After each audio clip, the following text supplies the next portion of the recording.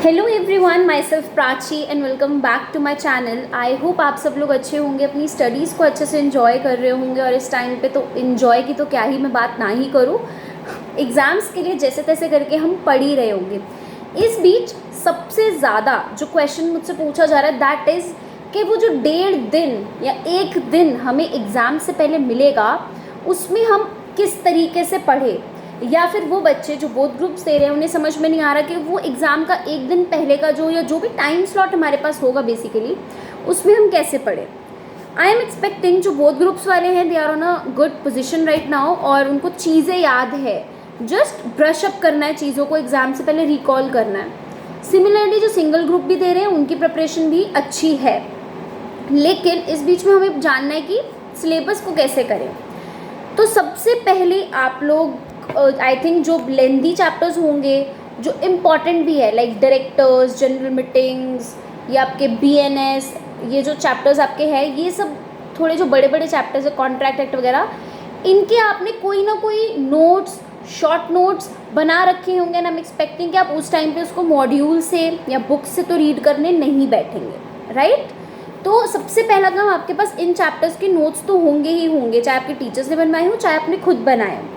तो जिस दिन आप एग्ज़ाम देकर आ रहे हो वो दिन हमारे पास बचेगा और उसके अलावा हमारे पास नेक्स्ट डे छुट्टी का बचेगा। और अगर ग्रुप 2 से बोथ ग्रुप्स के बच्चे हैं तो उनके पास सिर्फ उसी दिन का टाइम बचेगा जिस दिन वो पेपर दे के आ रहे हैं। तो सबसे पहला आपका टारगेट इतना ही होना चाहिए। देखो एग्ज़ाम से पहले टाइमिंग्स तो भूल जाओ कि इतने बजे सोना है इतने बजे उठना है, बिकॉज अपना सिलेबस कंप्लीशन इज़ इम्पॉर्टेंट। तो जो पहले बात करते हैं जो सिंगल ग्रुप दे रहे हैं, तो जिस दिन आप पेपर दे के आ रहे हो उस दिन सबसे पहले आप लोग टारगेट करना छोटे चैप्टर्स को और ज़्यादा चैप्टर्स को।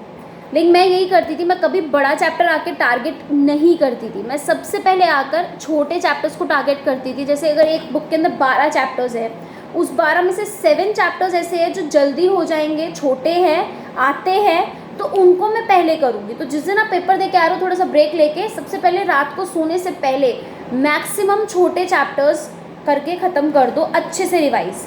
देन आपके पास नेक्स्ट डे आता है, नेक्स्ट डे हम टाइम से उठो, उठ के सबसे पहले आप जो लेंथी चैप्टर्स, इंपॉर्टेंट चैप्टर्स है उन पे लगो and by half of the day 4-5 बजे तक शाम के उसको भी फिनिश कर दो जितने भी आपके चैप्टर्स है।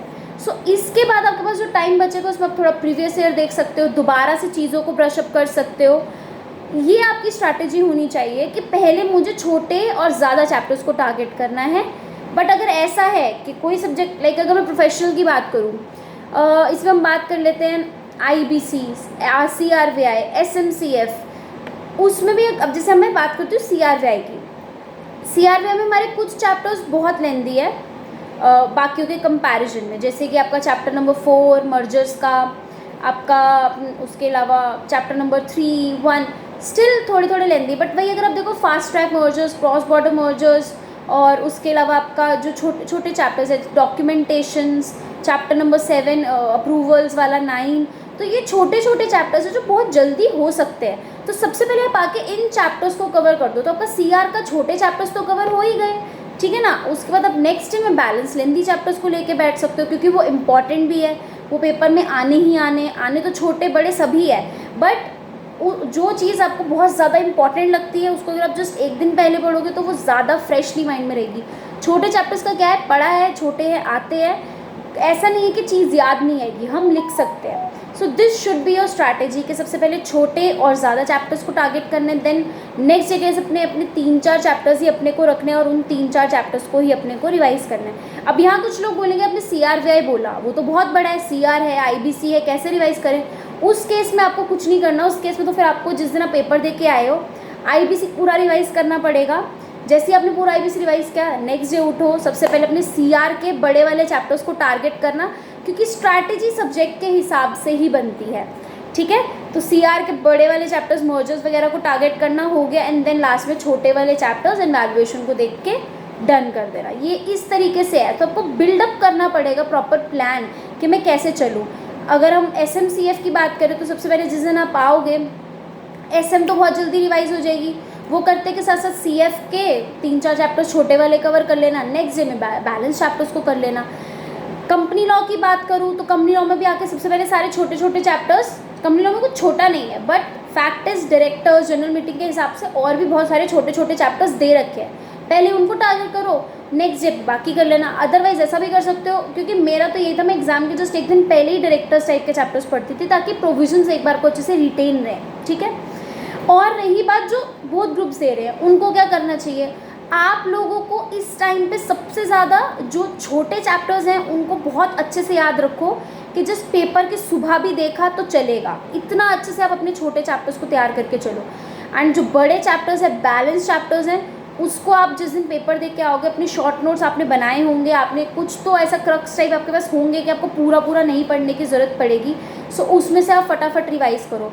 टाइम नहीं मिल रहा, स्कैनर्स उठा लो, चैप्टर खोलो और उसी में से टॉपिक्स को एक बार को गो थ्रू कर लो, that's all you can do. छोड़ने से बेटर एक बार को रिकॉल इस तरीके से भी होगा तो चलेगा। किसी और के नोट्स पे इस टाइम पे रिलाई मत करना, सिर्फ अपने नोट्स पे करना। मॉड्यूल से या मेन बुक से इस टाइम में पढ़ने का कोई फ़ायदा नहीं है। एंड आपको अपनी स्ट्रैटेजी अपने अकॉर्डिंग, अपने सब्जेक्ट के अकॉर्डिंग ही प्लान करनी पड़ेगी। जनरली यही होता है, जिस दिन आ रहे हो सारे छोटे चैप्टर्स को ख़त्म कर दो और 3-4 बड़े चैप्टर्स नेक्स्ट डे पे ले जाओ और उसको स्पीड मेंटेन करके जल्दी कवर कर दो। क्या होता है ना, जिस दिन हम पेपर दे के आते हैं थके होते हैं, माइंड थका होता है, और उसी दिन अगर आप आके बड़ा चैप्टर उठा लोगे, पूरा टाइम एक ही बड़े चैप्टर में निकल जाएगा। तो ये नहीं करना, छोटे चैप्टर से टारगेट करना और छोटों को फटाफट करना, ईजी को फटाफट करना। एंड देन नेक्स्ट डे में आप अपने बड़े चैप्टर को सबसे पहले उठाना, जो भी 3-4 बड़े चैप्टर्स होंगे, and then you will be sorted, सब आराम से हो जाएगा। बोथ ग्रुप्स वालों को बता दिया मैंने, आप मॉड्यूल्स मतलब इन सब से तो देखना ही नहीं, ज़्यादा से ज़्यादा स्कैनर देख लेना, अगर कोई चैप्टर छूट रहा है रिवाइज करने से, अपने नोट्स करना। और यही है, इम्पॉर्टेंट चैप्टर्स जो बहुत इंपॉर्टेंट है, जिसका एक एक प्रोविज़न बहुत इंपॉर्टेंट है, लाइक कंपनी लॉ में डायरेक्टर्स, जनरल मीटिंग, ऑडिटर्स या आपका डिबेंचर्स, डिविडेंड, जो भी आपको इंपॉर्टेंट चैप्टर्स लग रहे हैं उसको अच्छे से रिवाइज कर लेना। एंड द नेक्स्ट बाकी आप बाकी को जस्ट ऊपर से जस्ट नज़र मार लेना, सारे टॉपिक्स क्या क्या दे रखे हैं, I know this topic, I know this topic, I know this topic, and go ahead. This is all you can do. Open book के लिए हमें क्या करना है, I have plan a good video. Open book subject को कैसे manage करना है वो भी जल्दी आप लोगों के पास आएगी। I hope this video helps. See you in the next video. Till then take care, bye.